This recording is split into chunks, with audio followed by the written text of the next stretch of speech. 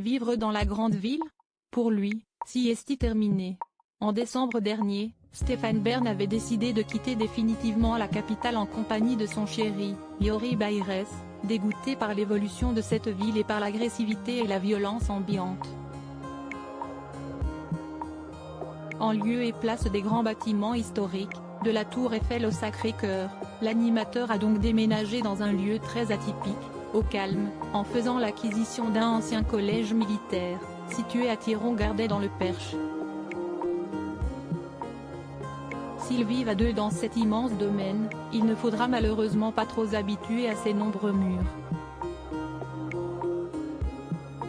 En achetant le collège de Thiron-Gardet, Stéphane Bern s'est effectivement engagé à restaurer les lieux et à créer un musée dans les anciennes salles de classe qui rythment ses couloirs.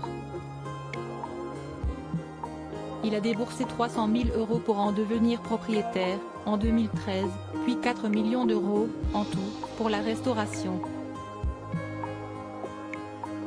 Ruiné par cette transaction, il avait dû hypothéquer son appartement parisien, situé dans le quartier de Pigalle, vendre son mobilier et emprunter de l'argent à la banque sur 25 ans. Voilà qui explique que tout ceci ne soit pas inscrit sur le testament de l'animateur. Jamais cette propriété et son domaine ne tomberont dans des mains privées après ma mort. La maison n'est pas un château mais un collège.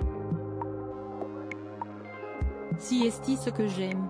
On est dans l'éducation et la transmission et non dans la puissance et la gloire, explique Stéphane Bern au journal Le Parisien, à l'occasion de la sortie de son livre La vie retrouvée d'un collège royal.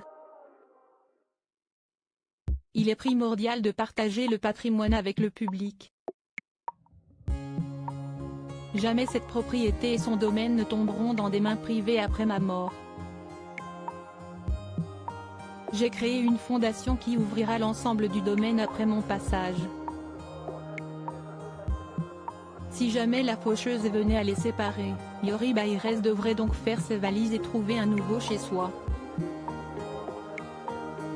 Siesti ainsi, en tout cas, qu'il respecterait les dernières volontés de son cher et tendre, ainsi que l'accord qu'il avait passé en obtenant cet ancien collège militaire.